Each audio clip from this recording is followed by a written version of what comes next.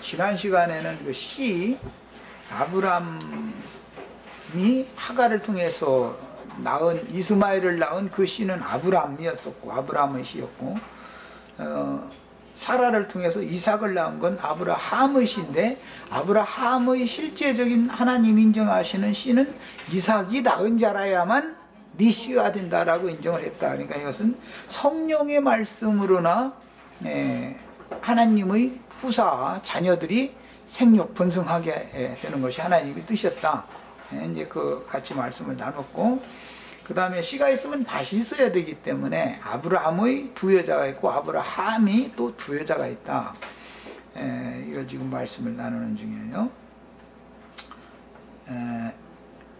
성경은 모두 생명을 주는 말씀, 즉 하나님의 생명을 주는, 영생하는 생명을 주는 말씀을 말하는 것이기 때문에 이것은 이제 영적 생명이라, 이것은 그 헬라어로는 조에라고 그래요. 영적 생명, 영원한 죽음이 없는 생명. 그 다음에는 혼적인 생명은 푸슈케라고 그러는데, 그 영문화했을 때는 푸시케라고 그러죠. 그건 이제 정신적인 생명을 말하는 것이고, 헬라어로 비오스라고 하는 것은 이 사람의 영이 죽고 짐승 같은 생명으로, 그 마음도 부패해서 썩은, 생각이 썩어 있는 상태, 그 정신 상태가 아주 썩은 사람이라 할지라도 육신의 코에 숨이 붙어 있을 수 있죠. 저 지난 시간에 말씀드린 것처럼 어떤 경우 이제 이 심장과 폐장은 작동을 하는데 이 뇌기능이 작동을 안 해가지고 식물인간으로 이렇게 있는 사람이 있죠. 이제 혼이 떠난 사람이라고 그러죠. 그래도 여전히 숨쉬고 피는 여전히 따뜻하고 온몸 피는 돌고 이런 거 볼 수가 있죠. 가끔 그런 경우는, 그런 생명은 비오스 생명, 육신의 생명이 살아있는 것이지 뭐 영원한 생명이 원래 아담 세계에서는 없는 사람들이었으니까, 이 정신 상태도 이미 혼도 그 몸에 남아있는 상태가 아닌 이제 그런 생명을 비오스 생명이라고 그래요. 헬라어에서 이처럼 생명을 말할 때는 영적인 생명은 조에라는 단어를 사용하고, 똑같은 생명이라도 혼적 생명은 푸슈케라고 그래요. 슈케. 그리고 이 육신의 생명은 비오스라고 그래요. 이 세 가지 생명이 있는데, 이 세 가지 생명이 전부 영적인 생명으로 바꿔져야 되는 것이죠. 그러니까 이제 예수님이 오셔서 양으로 생명을 풍성히 얻게 하려고 내가 왔다, 이렇게 말씀하실 때 그 생명은 다시는 죽음이 없는 생명을 주러 왔다는 말이기 때문에, 영생하시는 생명이라는 것은 육체로는 죽임당하고 영으로 부활되셔서 다시는 그 부활되신 영의 생명은 죽음이 없는 생명인 것이죠. 그 생명으로 거듭나가지고 그 사람의 정신이 온전케 되어지면 그 동안에 위로부터 오는 처소 신령한 몸으로, 영혼 몸이 전체가 다 완전히 새로운 피조 세계에 적응할 수 있는 구원을 완전히 이루는 거예요. 그것이 아브라함의 믿음의 자취를 쫓는 신앙이고, 아브라함의 하나님, 이삭의 하나님, 야곱의 하나님이 하시는 일이다. 이런 걸 보고 신약 성경에 보면 생명의 도다, 이런 생명의 도라는 표현이 나오죠. 도라는 건 이제 말씀, 아버지께로 가는 길, 진리, 그런 것을 이제 도라고 그러는데, 생명의 도라라는 말은 하나님의 생명에 이르는 도다.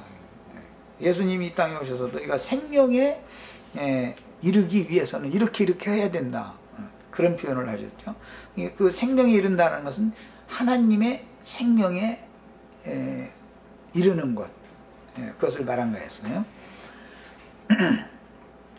오전 시간에 이제 한 달란트 받은 종 이야기를 미처 못 마치고 시간이 없어서 이제 마쳤었는데, 그 한 달란트 받은 종의 특징은, 종이니까 이제 남을 가르치는 위치에 있는 사람이죠. 이 사람들이 이제 특징이 뭐냐면 십자가의 도라는 것을 오해한 사람들이죠. 그래가지고 자기는 죽으려고 않고 남 보고 자꾸 죽으라고 그러죠. 저 사람 예수 믿어 자기 다 죽었다고 그러더니 하나도 안 죽었더만. 죽기는 뭘 죽어? 사실은 그렇게 자꾸 보이는 것은 자기가 안 죽어서 그렇게 보이는 건데 남 보고만 죽으라고 그래. 자기는 안 죽으려고 그러고. 이거 사람 죽이지. 그 사람 아직 그런 사람 만나면 굉장히 힘들죠. 십자가의 도라는 것을 오남용해가지고 남을 정죄하는 도로 얼마든지 쓸 수 있죠. 십자가의 그 도를 잘못 오남용하면은 남을 정죄하는 도로 사용할 수 있잖아요. 이게 그것은 신약의 율법이 되는 것이다 이 말이에요. 이게 그것은 신중율법이라 더 위험한 것이죠. 그 사람이 그렇게를 하는 것도 하나님이 뜻을 이루려고 한다 하고 이렇게 받아들이면 자기가 죽었으면 당신 죽으라고 할 필요가 없죠.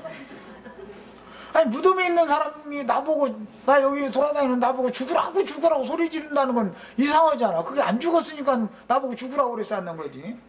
그러니까 이제 우리는 그래서 이제 이런 거 보고 세상 말로 남말 묻은다 이제 그러는데 십자가의 도를 바르게 깨달았으면 입이 10개라도 할 말이 없는 사람이 된 사람이면 십자가의 도를 바르게 이제 깨달은 사람이고 남 보고 자꾸 죽으라고 요구를 하는 사람은 본인이 그게 안 죽었다는 것을 말하는 거죠. 이것은 한 달란트 받은 사람의 특징이어야죠. 예.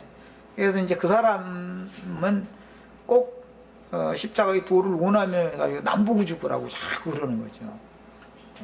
그러면서 자기는 성경 다 안다고 자꾸 우기고 이러면 아주 힘들죠. 그런 사람 만나면. 그러니까 그런 사람 만나면 그냥 들은 대꾸를 앉는 게 나아. 가르면은 다투니까 그런 사람 치고 다툼을 막 싸움을 걸거든. 차라리 물라고 싸워가는 뭐가. 그럼 이제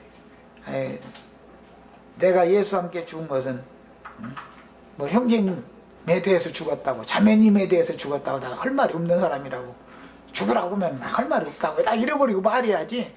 나는 죽었는데 왜 나보고 죽으라고 하냐고 이러면 똑같이 안 죽은 거지 그거는. 이 한 달란트 받은 사람의 특징은 땅속에다가 묻어놔 자기 옳은 관점, 주장 그거 그대로 가지고 있는 거예요. 그런데 그게 땅속에 묻혀졌으면 씨가 썩어야 열매를 맺는 건데 자기는 고장고장 그 씨가 그대로 살아있는 거거든 지금.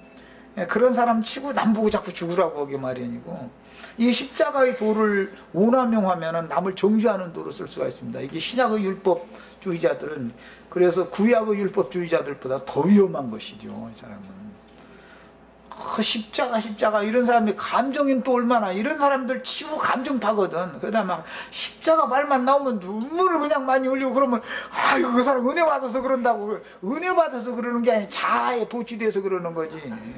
그러면 뭐 저 부흥 맺다 막 콧물 눈물 흘린 사람 다 은혜 받아서 다 구원 받아서 그러게. 그럼 그게 다 혼이 취해서 그러는 거예요. 그게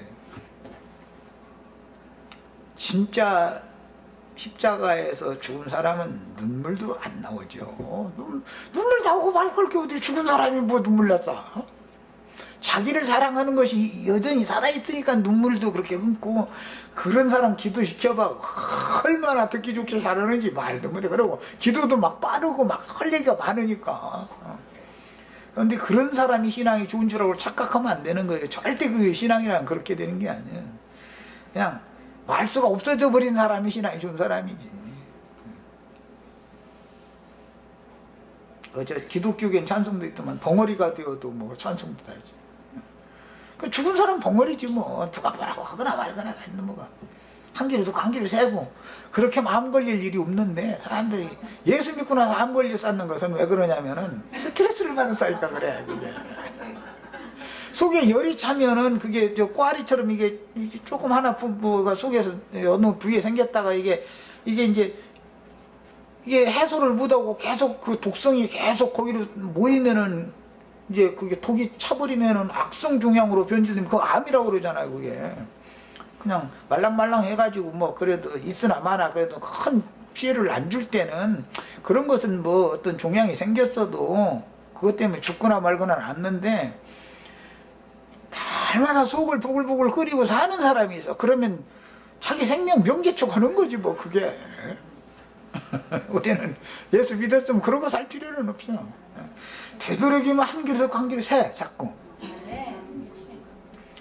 정말로 구원을 온전한 구원, 많이 구원을 받았다는 것은 반응을 잘 안 해야 될 뿐만 아니라 꼭 할 때만 반응을 할 줄 아는 이 분별력이 생긴 사람이고, 털어내기를 잘하는 사람이 구원을 많이 받은 사람이거든. 자기 영혼에 유익이 없으면은 안 본 걸로 하고 안 들은 걸로 하고 그냥 이렇게 그냥 넘어가고, 그러고 낙천적으로 사는 거예요. 그래야 극락세계에서 사는, 그래야 기쁨을 주시는 주님 안에서 사는 사람이지.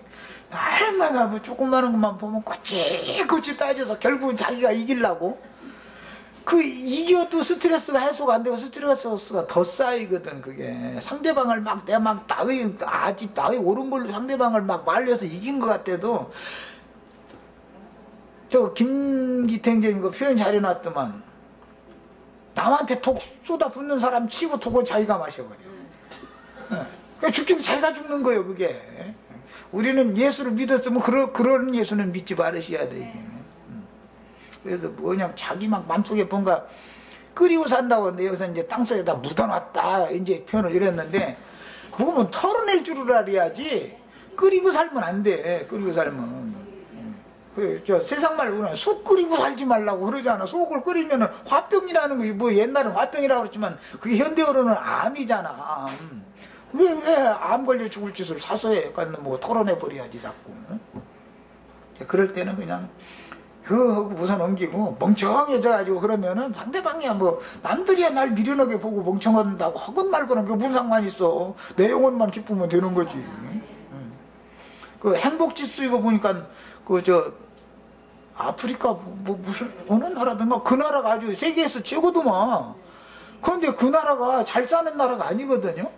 그런데 국민들이 그냥 기쁘대.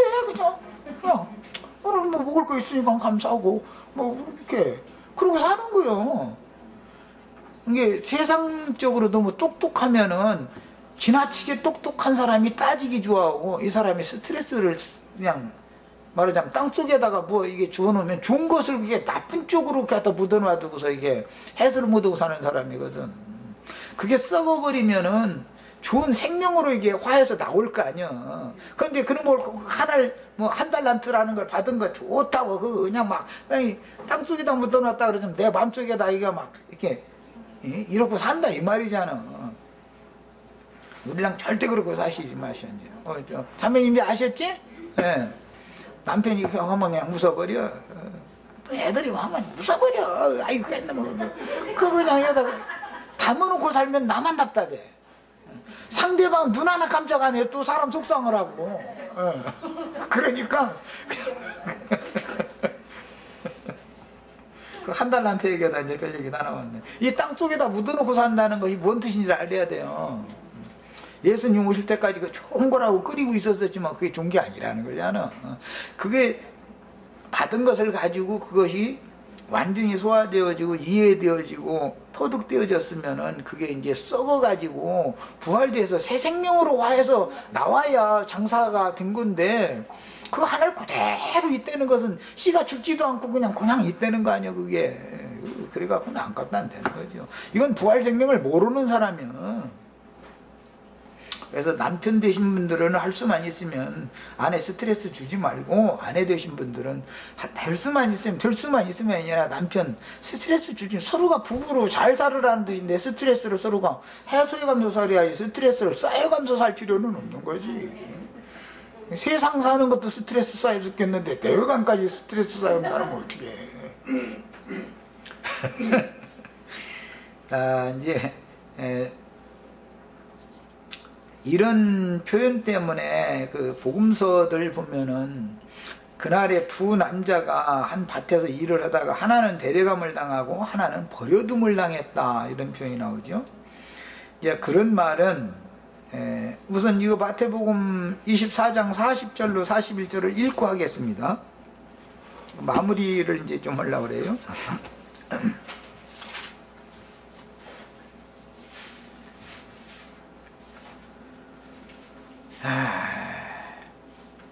아까 한 달러한테 얘기할 때 자꾸 털어내가면서 살자. 그것은 부활 생명으로 승화시켜라. 나 얘기한 거예요.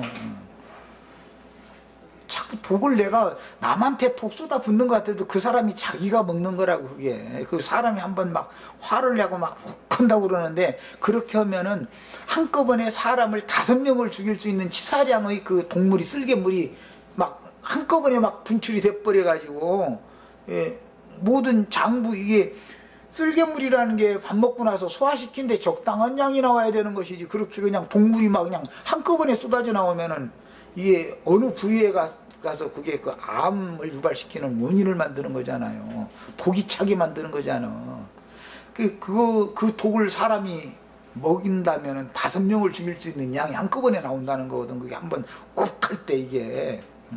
이게 그러고 살면은 자기 스스로 죽는 거예요. 그게 사실은 사람이 수명 단축되는 게 그것 때문에 단축되는 거거든. 이런 걸 아셔야 돼. 그 다음에 이제 24장 40절로 41절 읽겠습니다. 그때에 두 사람이 밭에 있음에, 이것은 그때라는 것은 노아의 때, 롯의 때와 같이 인자 이 말도 그와 같은데, 그때에 주님이 임하실 때 그 말이요. 그때 두 사람이 밭에 있음에 한 사람은 데려가고 한 사람은 버려둠을 당할 것이요. 이제 이 말씀을 오늘날 기독교계가 너무 이해를 못하고 있는데, 데려갔다라는 것은 죽었다는 거, 육신적으로 세상 떠났다 이 말이에요. 주의 품에 갔다, 그 말은 죽었다는 말이죠. 그럼 여기에 버려둠을 당했다. 하나는 데려감을 당하고 하나는 버려둠을 당했다. 그러면 하나는 주님께서 데려가셨고 하나는 여기다 살려놔뒀다 그 말이죠.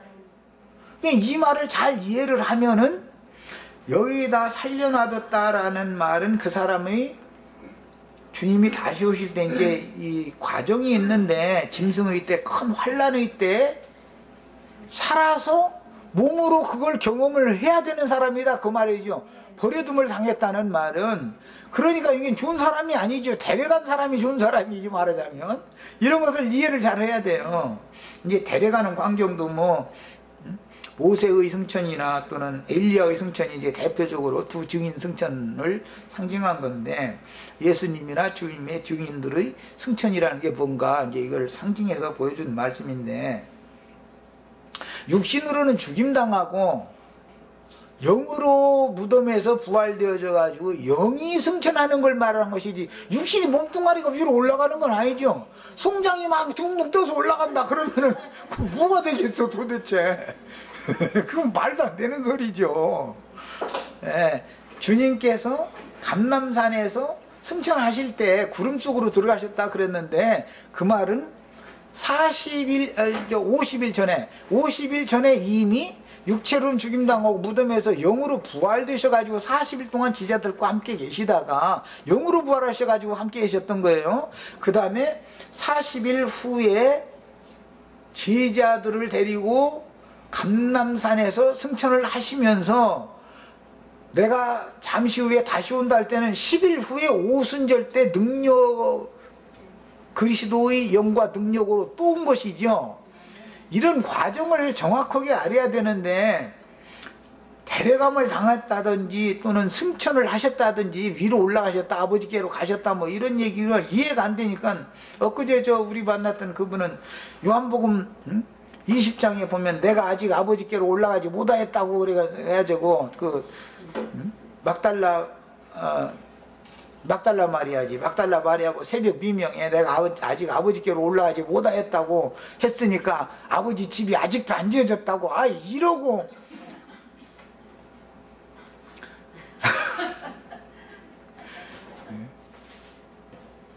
내가 아직 아버지께로 올라가지 못하였으니 지난번 번역에 날 만지지 말라, 지금 원문은 날 붙들고 늘어지지 말아라, 이제 그 말인데, 이제 그런 표현은 뭐냐면은, 이것은 내가 경험이 있어서 알아. 어머니가 분명히 나 이제 14살 먹었을 때 이제 돌아가셨는데, 내 마음에서는 어머니를 안 보내드리는 거예요. 그러니까 그냥 계속 어머니 생각만 하고 있는 거예요. 그러면 이 사람이 슬픔에 잠겨가지고 어떻게 살겠어요? 그 어머니를 떠나 보내야 되는데 붙들고 안 놔보내는 거예요. 그런 경우를 봐는 게 막달라 마리아가 평상시에 예수님을 그렇게 사랑했기 때문에 예수님이 십자가에 죽는 걸 분명히 봤거든. 장사된 것도 봤고 봤는데도 그 사랑하는 마음에 예수님이 가고 싶어도 가지를 못하게 붙들고 놔주지를 않는 거예요. 그건 막달라 마리아의 무슨 육신적인 손으로 영으로 부활하신 예수님을 붙들고 안 놔줬겠어요? 그 마음에서 주님을 평상시에 살아계셨을 때 사랑하던 그 사랑을 끝내지를 않고 그냥 그 사랑이 그냥 너무 깊은 거죠. 그러니까 주님께서 정뛴다고, 세상 말로 이제 정뛴다고 그러는데 냉정하게 내가 아버지께로 가서 내가 다시 와야 되기 때문에 너 나 붙들고 늘어지지 말고 나도 보내다고 이 말씀하신 거예요. 근데 이런 영적인 의미를 모르다 보니까 하나님 아버지께로 새벽 민명에 못 갔으니까는 손대면 안 되는다 이런 식으로 지금 해석을 하고 있는 거예요. 그게 그 말이 아니요. 너 나를 평상시에 육신으로 살았을 때 사랑하던 그 천연적인 사랑으로 날 사랑하지 말아라 그 말이요. 이제 나는 아버지께로 어차피 난 가야 되지 않냐. 갔다가 곧 잠시 후에 또 올 건데.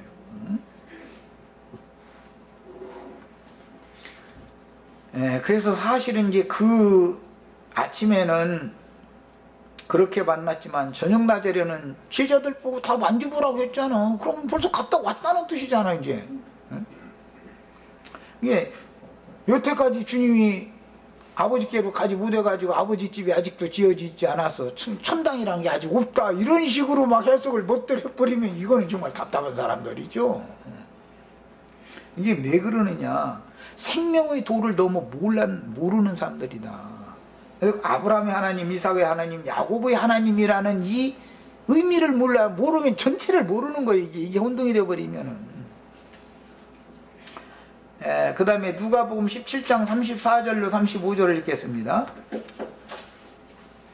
마태복음 24장에서는 두 남자가, 여기는 두 사람이라고 그랬지만 맨이라고 영문에 번역이 됐기 때문에 이건 남자를 말하는 거고, 이것은 이제 사역자를 말하는 거예요. 그리고 25장에 가면 열 처녀가 또 나왔죠.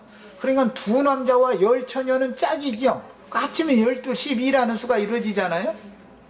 한 남자는 나머지 혼인집에 들어간 데려감을 받은 남자의 짝은 혼인집에 들어간 5 처녀의 짝이 될 것이고, 버려둠을 당한 남자의 짝은 혼인집에 들어가지 못하고 바깥 어두운데 남겨진 자들의 짝이 되겠죠 당연히. 그러니까 사역자가 말씀을 가르치는 사람이 누구에게 어떠한 말씀을 가르치고 어떠한 말씀을 받으면 그 짝이 되는 것이다. 이게 기독교계 목사들이 사상이 그렇기 때문에 기독교인들이 그런 거예요. 신앙이 그 말이에요 지금. 이제 성경에서는 늘 남자를 다루고 여자를 다루는 건 씨와 밭을 다뤄야 되기 때문에 그래서 그런다는 걸 이해를 하셔야 돼요. 누가복음 17장 34절로 35절 읽겠습니다. 예.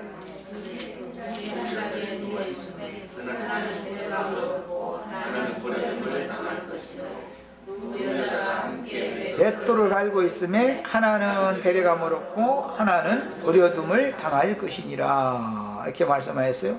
누가복음에서는 그 밤에 둘이 한 자리에 누워있음에, 그래서 마태복음에서는 이 생에 살아서 두 남자가 밭에서 일을 하는 상태를 말씀하셨고, 누가복음에서는 일을 할 시간이 다 지나서 밤이 와서 자는 때 두 남자가 한 자리에 누워있다는 거예요.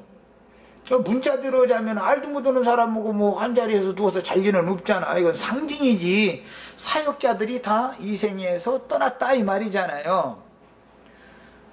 자, 그러니까 이 생에서 사역을 하다가 주의 품에 데려감을 받은 사역자도 있고 성도들도 있겠죠. 당연히 그들이 짝이 있을 거니까 있고, 데려감을 받아도 주의 날이 바로 이루어진 것은 아니죠.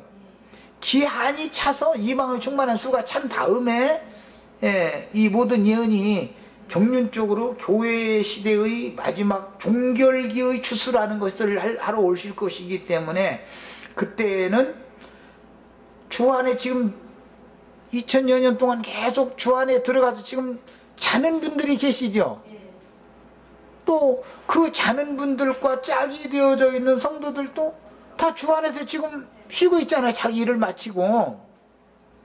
이런 개념을 잘 아셔야 성경이 말할 때 살아서 그날을 맞을 자들도 있고 죽어서 주의 품만에 주 안에서 자다가 그날을 맞을 자들도 있다. 지금 이것을 말한 거예요. 예. 자, 이처럼 그날에 두 남자가 누웠다가 하나는 대리감을 받고 하나는 버려둠을 당한다 라고도 표현하셨기 때문에 꼭 이 생에서만 주의 날을 맞는 것이 아니고 이 생 너머에서 주 안에서 자다가 그날을 맞을 자들도 더 많지요. 살아서 그날을 맞을 자보다 주 안에서 자다가 그날을 맞을 자가 훨씬 더 많겠죠. 당연히. 야, 이거 이제 하나님의 경륜이다 그렇습니다. 그래서 사후에도 생명의 부활에 참여하지 못할 자들도 있고 둘이 자고 있는데 하나는 일어나서 주님과 함께 오는 세상에 왔고 하나는 그냥 잠든 채로 있는 거예요. 그러면 생명의 부활에 참여한 자도 있고 생명의 부활에 참여하지 못한 자도 있다 이 말이겠죠. 남자가 그러면 여자도 당연히 그런 사람들이 있겠죠. 당연히. 그런 거예요. 이게 이제 하나님의 경륜이에요. 그래서 첫째 부활에 참여할 자와 죽은 자들의 사망의 세계에 여전히 버려둠을 당할 자들이 있다는 거예요. 이 죽음의 세계에 버려둠을 당할 자들이라고 하는 사람들이 지옥에 들어갔다라는 말이 아니고 바깥 어둠에 있는 자들이다 이거예요. 그런데 열처녀 비유에서 본 것처럼 이 생에서 살아서 혼인집에 들어가지 못했던 사람의 신앙이었다면 오는 천년왕국 내내 그럼 생명의 처소에 그들은 들어가지 못하고 그렇다 해서 지옥 자식은 아니고 이런 상태에 떨어진다 그 말이에요. 이거 잘 구분하셔야 되겠어요. 자, 반면에 이제 악한 자의 아들들인 가라지들 마태복음 23장에서 주님 말씀하실 때는 의인 아벨의 피로부터 사가랴의 아들 바가랴의 피까지 흘린 자들 또 그 피의 양을 채울 자들은 뱀들이요 독사의 새끼들이라고 그랬죠. 그 사람들은 너희가 어떻게 지옥의 판결을 피할 수 있겠냐 그랬으니까 그 사람들은 지옥에 들어갈 자들이죠. 야, 그러니까 이제 신부님 목사님들은 지옥에 들어갈 자들이고 이제 쉽게 얘기하는 거예요. 다 그런 건 물론 아니에요. 이제 신부님 목사님들 뭐 다라고야 누가 말하겠어요? 바깥 어둠에 쫓겨날 자들도 많이 있죠. 그러니까 잘 해봐야 바깥 어두운 데 쫓겨나거나 신부님 목사님은 까딱 잘못하면 다 지옥 형벌을 취할 수 없는 자들이요. 그 신부님 목사님이 자랑스러운 게 아니요 그게. 그 세상 말로도 세상 사람들도 그러지만 천당이라는 데는 목사 들어갈 자리는 없다고 그러고 지옥 중에서도 제일 따뜻한 아랫목이 그 사람들 자리라고 그러대. 그러니까 목사들은 지옥불 중에서도 제일 뜨거운 지옥불에 들어간다는 표현을 그렇게 한 거 아니겠어요? 아니 세상 사람들도 다 알아 그걸. 그런데 어떻게 목사라는 사람들이 그런 말도 못 알아듣나 모르겠어. 지옥 아랫목 있는 데가 제일 따뜻한 자리 그 사람들이 차지한다는 거기. 농담으로 세상 사람들이 지어낸 말이겠지만 말이 시든다고 세상에 돌아다니는 풍문이라는 것이 우연히 있는 게 아닌 거예요. 그게. 그 다음에 반면에 악한 자의 아들들인 가라지들과 가라지의 영향을 받은 완전히 이제 불로 오고 뭐 이적 기사나 자꾸 막 이런 어떤 신자 그런 신앙 추구하는 사람들이 있죠. 또 사람을 메시아인 것처럼 사람을 자랑하고 사람을 맹신하는 사람을 따라가는 신앙인들이 있죠. 이제 대부분 또 그 사람을 따르게 하려면 그 이제 적그리스도들이라고 그러는데 그 사람들이 진리를 깊이 있는 것들을 부분적으로 기독교계의 일반 목사들보다 더 많이 깨달은 것이 있으니까 많은 사람을 이렇게 따르게 할 수 있는 거잖아요. 오늘날 뭐 참 그래도 요즘에 난리는 뭐 이만희 뭐 장길자 이런 사람들이 다 이제 그런 부류에 들어가겠죠. 그런데 요즘에 우리가 만나는 사람 한 사람은 잘못하다가 세력이 커지면 이만희 장길자는 아무것도 아닌 사람이 지금 이게 있는데도 이걸 몰라. 우리는 그냥 훤히 보이는데 사람들이 그렇게 우직하고 미련해가지고 되겠냔 말이야. 아브라함의 믿음의 자취를 쫓는 믿음의 후사들 곧 이기는 자들은 이 생에서 각자 자기의 일을 마치고, 자기의 일이라는 건 예수 믿는 신앙생활을 말하는 거예요.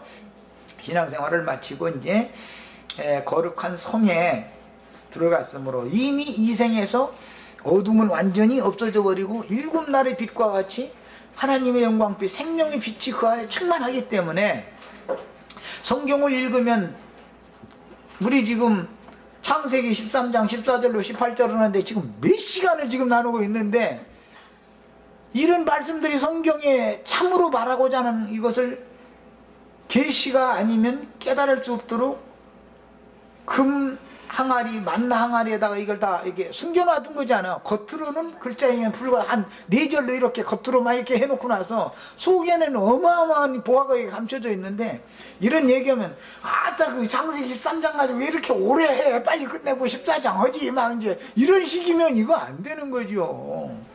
감춰진 비밀의 말씀을 다 찾아내고 그것이 우리의 것이 되어져야 되는 것이죠. 성경이라는 건 다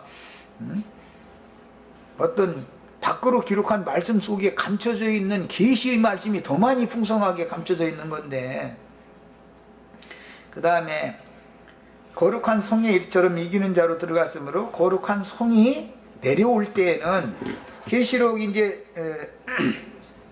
3장 11절로 12절 보면 거룩한 성이 11절 보면 인자가 속히 오리라 이렇게 돼 있고 예수님이 속히 온다고 돼 있죠. 11절에는. 그리고 12절에는 성이 내려온다고 돼 있죠. 계시록 할 때 이미 나눈 말씀이죠. 한번 읽어보겠습니다. 성경이 말하는 의도를 너무들 오해하고 잘 모르고 있기 때문에 그냥 시간이 걸려도 계속 하는 거예요. 이걸 이해를 시켜드리려고. 10절에 3장 11절 12절 읽는데 3장 11절 먼저 봅니다. 내가 속히 오리니 네가 가진 것을 굳게 잡아 아무도 네 멸관을 빼앗지 못하게 하라. 주님이 속히 온다고 얘기해놓고 나서 그럼 어떻게 오는가를 말할 땐 12절에 이기는 자는 내 하나님 성전의 기둥이 되게 하리니 그가 결코 다시 나가지 아니하리라. 내가 하나님의 이름과 하나님의 성 곧 하늘에서 내 하나님께로부터 내려오는 새 예루살렘의 이름과 나의 새 이름을 그 위에 기록하리라 그랬어요. 자, 하나님께로부터 내려오는 새 예루살렘이 주님이 속히 온다라는 말씀을 실현하는 거죠. 새 예루살렘이 내려오는 게 주님이 속히 오는 거죠. 여기에 이제 아주 중요한 말씀, 그 계시록 때도 내가 그 얘기 잠깐 했지만은 중요한 말씀이 뭐냐면 결코 다시 나가지 않는다. 이게 너무너무 중요한 말이에요. 주님이 말씀을 들었지만 주님께 붙어있다가 다 떨어져 나간 사람들 얘기 나왔죠. 많은 무리가 그랬잖아요. 주님께 일단 붙었다가 다시 나가버려. 주 안에 들어왔다가 나가버려. 그럼 그 사람들 어떻게 된다고요? 바깥 어두움에 쫓겨나서 슬피 울며 이를 가는 게 된다 이거예요. 예수님과 사랑을 나눴는데 그냥 잠깐 사랑했다가 그냥 또 긴 이별을 한 거예요. 다시. 근데 긴 이별을 하면 가만 놔두느냐면은 뱀들 독사의 새끼 이 가라지들이 반드시 채가버리지 그냥 놔두들 아니야. 아침 저녁으로 전화하고 아침 저녁으로 찾아오는데 어떻게 할 거야. 그래가지고 당신 지난번에 만난 사람 뭔 얘기하더냐고 이렇게 들어보나 이렇게 자기 확실하게 깨닫지도 우등소리 중언동언 했으면 그 이단이구만. 그 흉악한 이단 나는 큰일 난다 해가면서 막 해대면은 이 목사 말이 또 맞은 거예요. 이제 이렇게 되는 거거든 이게. 그래서 일단 거룩한 성에 들어왔으면은 나가지를 말해야지. 예수 안에 일단 들어왔으면 다시 떠나가지를 말해야지.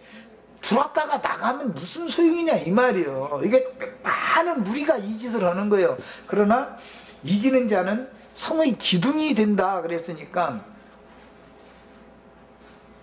못 나가는 거예요, 이 사람은. 그래서 예수 안에 끝까지 붙어있던 사람들이 사도들이었죠. 제자들이었죠. 이 사람들은 이기는 자들이 되는 거고, 예수 안에 들어왔다가 도로 다 떠나가 버린 사람, 나가버린 사람들은 바깥 어둠에 쫓겨나는 거고, 그들에게 씨를 심는 말씀이라는 율법 말씀을 가르치는 자들은 지옥 자식들이기 때문에 명령이 꺼지지 않는 불못에 던져진다 이 말이에요. 신앙의 상태에 따라서 사람들이 갈 처소가 이렇게 예비되어져 있는 거예요. 하나님이 공의로운 심판이라는 거예요. 그러니까 오늘 말씀 이제 읽은 것처럼 참으로 중요한 것은 진리의 하나님, 영생이신 하나님 예수 그리스도 안에 우리가 이미 들어왔으면 나가지를 말, 다시 나가면 끝나는 거예요. 지옥에 간다는 말이 아니요. 바깥으로 간단 말이에요. 그 사람은 바깥에 버려둠을 당하게 된다 그 말이요. 이런 것이 정확한 진리를 알고 있으셔야 되겠어요. 자, 그 다음에 그래서 이제 거룩한 성에 들어간 사람들은 시온산에선 이제 14만 4천과 그 시온산까지 인도해준 이제 그 목자들인데, 그 사람들은 다 대대감을 받은 사람들이고, 우리가 이미 하늘의 시온산에 이르렀고 하늘의 예루살렘에 우리가 이미 이르렀기 때문에 이 육신의 장막을 벗어도 그 안에 있는 거죠. 지금 이 생에서 떠나가 버리면 오는 세상에서는 거룩한 성 밖에 있게 된다 이 말이에요. 이제 충분히 이해하셨죠? 이 사람은 지옥에 들어간 사람이 아니에요. 네, 이걸 정확하게 알아야 돼요. 그런 사람들이 구원은 불 가운데서 얻는 것과 같이 겨우 구원을 얻는다. 그 육신은 멸하고 영은 주 예수 이 날에 구원을 얻게 하려 함이라 해놓고 나서는 그 사람들은 불 가운데서 얻는 것과 같으리라. 그 구원은 그랬잖아요. 불 가운데서 구원 얻을 필요 없지. 지금 이렇게 편안하고 이렇게 우리 말씀 들어왔다 해가지고 여기서 성경 읽는다 해가지고 저보다 매질할 사람이 있어. 지금 이렇게 좋은 세상에 이렇게 모든 조건이 갖춰진 이때 값없는 은혜로 완전한 구원을 다 이루셔야지. 이렇게 좋은 기회를 줬는데도 완전한 구원에 이르지 못하면은 뜨거운 불 가운데서 얻는 구원을 받을 사람들이 나온다는 거예요. 그러니까 육신으로 오래 남아야 있으려고 애쓸 필요도 없을 뿐 아니라 빨리 지금 이렇게 좋은 시절에 구원을 이루는 것을 추구를 하셔야 되는 거예요. 자, 이게 상이지요. 그러니까 그 다음에 오는 세상에서 양무리를 목양하게 될 인맞은 하나님의 종들 곧 이스라엘 12지파가 회복이 되니까, 지난번에 이 문제 때문에 내가 이제 그 인터넷상에서 이제 이걸 살아남은 2차 대전 이후에 살아남아서 생육하고 번성한 유대인의 수가 지금 1370몇만이에요. 그러니까 이제 그 조사도 한 지가 한참 됐을 거니까 1400만이 이제 채워졌겠죠, 분명히. 그런데 그 반수가 미국에서 살아요. 690몇만이라고 생각하면 700만이 다 되는 거죠. 이게 본토와 나머지 지역에 사는 사람들 수와 미국에서 사는 그 유대인의 수가 맞먹는 거죠. 이만큼 이제. 그래서 지금 이런 영원한 복음이 영어로 미국에 있는 유대인들에게가 전파된다면 당연히 그 사람들이 자기 동족에게, 이 사람들은 열성이 보통인 사람들이 아니기 때문에 신앙이 그 사람들 회복이 돼서 입만 맞는다면 자기 동족에게 아주 생명을 내고 이제 전도를 하거든. 그런데 1400만 인구 중에서 14만 4천만 인침을 받는다고 그랬으니까 이게 이제 뭐 영적인 수로 해석을 할 거냐 문자대로 해석을 할 거냐라는 것은 그건 차치하고라도 나는 유대인들에게 적용하는 것은 문자대로 해석을 해야 된다고 생각해요. 그런데 이제 계시록 7장에 인맞은 유대인 12지파 14만 4천이 있고 14장에는 지파 구분이 없는 14만 4천이 있죠. 14만 4천이 어린 양이 서서 기다리고 있는 시온산에 이제 다 올라갔다 그랬는데, 거기에서는 계시록 14장에서는 영적인 수로 적용을 해야 맞는 거예요. 왜냐하면 그것은 지파 구분이 없으니까. 그러나 지파 구분을 정확하게 한 데는 당연히 문자대로 해석을 해야 맞는 것이죠. 그것은 숫자 계산할 때도 나는 이제 그 문제는 이렇게 판단하고 있어요. 그러니까 1400만 인구가 있다 할지라도 오는 세상에서 목자로 주님 앞에 인침을 받을 유대인, 이제 유대인의 때가 다시 회복이 되어도 그 목자로서 사역을 할 위임을 받을 영원한 복음을 진리라고 받아들일 사람은 수가 아주 적다는 걸 알 수가 있는 것이죠. 14만 4천이면 1400만 중에서 14만 4천이라는 아주 적은 수거든요. 그거는 10분이 100분 1밖에 안 되는 거잖아. 100분의 1. 그 다음에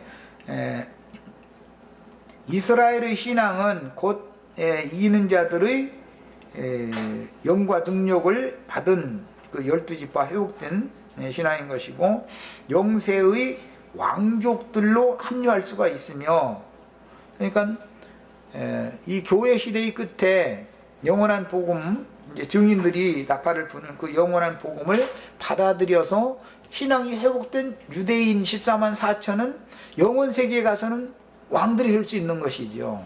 그들은 이 생에서 목자로서 다스리는 직무, 장로의 직무를 한 사람들이니까 왕노로 산다라는 것은 장로의 직분을 말하는 거예요. 성경에서는. 그리고 영원 세계에 가서 이제 그 생명나무 열매와 생수를 마실 자격이 주어지고, 그들을 통해서 생명나무 잎사귀로 영세의 백성들을 매달 치료하는 거예요. 달마다 과실을 맺고 달마다 이제 이게 치료를 받을 사람들이, 영원한 백성들은 다 그런 치료를 받으려야 된다는 것이죠. 예, 치료가 영원 세계까지 갔는데도 필요하다라는 것은 이 생에서 온전한 구원이 이루어지지 않았다라는 것을 말하는 거잖아요.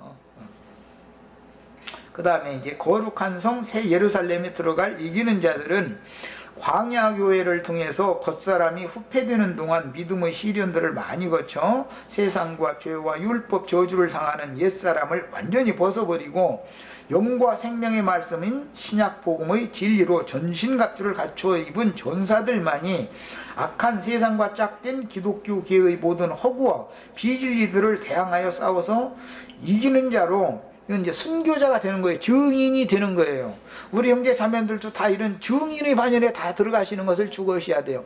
만약에 안 되면 증인들의 짝이 되는 시온산에선 14만 4천이 거기에서도 제외되면 안 되는 거죠. 이제 거기에서도 제외되어져 가지고 남은 자가 되고 버림받은 자가 되면은 바깥 어둠에 쫓겨나는 자로 남으면 큰일 나는 거죠. 나 우리 형제 자매들은 그런 사람 한 사람도 있으면 내 책임이지. 이제 이건 이제 그 대속이라고 하는 것은 뭐 여기까지 얘기하면 좀 그런데 어차피 구속사 얘기니까, 예수 그리스도가 독생자로 오셔서 제사장으로 힘을 하셨고 영이 되셔가지고 영원한 성령의 대제사장이 되셨고, 사도들에게 죄들을 사면해주고 구원의 말씀을 전하는 그런 사명을 맡기셨는데, 양무리를 맡은 목자들이 양무리의 모든 죄와 허물들에 대해서는 계산을 하나님 앞에서, 형제 자매님들이 잘못됐으면 내가 계산을 해야 되는 거예요. 이런 거 보고 이제 제사장이라고 제사장 직무다 그래요. 이제 그런 것은 빚을 대신 갚아야 된다 그 말이에요. 빚을. 그러니까 형제 자매님들이 내가 계속 이렇게까지 강조해서 가르치는데도, 아이고 나는 그래도 말이에요, 우리 손자 장가 가는 것까지만 보고나 가겠다, 이 만약에 뭐 이러고 뭐 자꾸 이런 식으로 하는 거야. 나는 그게 아니라는 걸 명확하게 가르칠 때 나는 하나님 앞에 책임을 안 짓는다고 지금 손 씻는 거예요. 손. 예. 물샘에다 나 이제 책임 본인들이 져라 이거예요. 이제 나 할 얘기 다 했으니까. 예. 그래야지 괜히 그때 형제님이 말이야 그렇게 가르칠 때 좀 애매모호하게 해가지고 내가 지금 이렇게 됐지 않냐고 이러면 하나님 앞에 회개 그 장로들은 하나님 앞에서 너희 죄를 회개한다 이랬는데, 회개라는 것은 계산한다, 이게 계산. 결제한다, 결제라는 말이 결제. 저 물건을 샀으면 돈을 줘야 되잖아요. 그런 뜻인 거예요. 그게 괜히 나한테 저 덤탱이에서 빚 나한테 이게 옮겨놓지 마. 나는 그냥 다 털어놨으니까 알아서 하시는 거예요. 본인들이 목숨 본인들이 책임져야지. 형제님이 그랬다 해가면서 주님 앞에다 계산할 거 남겨가고 싶지가 않아. 그래서 장로들의 책임은 이 생에서 이걸 다 해야 되는 거예요. 그리고 손을 완전히 딱 털고, 안 들으면 발바닥에 있는 먼지까지 딱 털어버리고서 깨끗한 상태로 놔도 가야지. 뭔가 짊어지고 가면 너 나오고 너고 계산할 거 있는데 이렇게 보고 나서 여기 김태순이가 이렇고 또 김태순 기분 나쁠 가면에 이런 소리 했었고 변명했었던데 말이요. 너 어떻게 해놨길래 지금 그렇게 딴소리하게 만들었어? 이러면 내가 꼭 계산을 해야 되잖아요, 주님 앞에. 그러면은 해목에 내가 매 맞을 필요는 나도 맞고 싶지 않아. 지금 이 세상에서 맞는 것도 아니냐. 징그럽게 맞았는데 주님 앞에 가서 또 맞을 거 가지고 짐바지 씌우고 가고 싶은 사람 어디가 있어. 나 그거 털어놓는 거야 자꾸. 이렇게. 야, 우리 지체들도 그래서 복음을 전하야 나에게 맡긴 1달란트, 뭐 2달란트 이상은 다 뭐 문제 없었으니까 1달란트만 얘기하는 거야. 이제 1달란트 맡겼으면 주님 앞에 계산할 거 남겨가지고 가시지 말라고. 한 영혼만 건지면 돼. 갑절 남긴 거죠. 내 한 영혼 구원을 얻었고 한 영혼만 건져내면은 갑절 장사한 거 아니야. 이렇게 최소한도로 갑절은 장사를 하셔서 얻으셔야 되겠어요. 여기까지 하고 마치겠습니다. 자, 기도하고 마칩니다.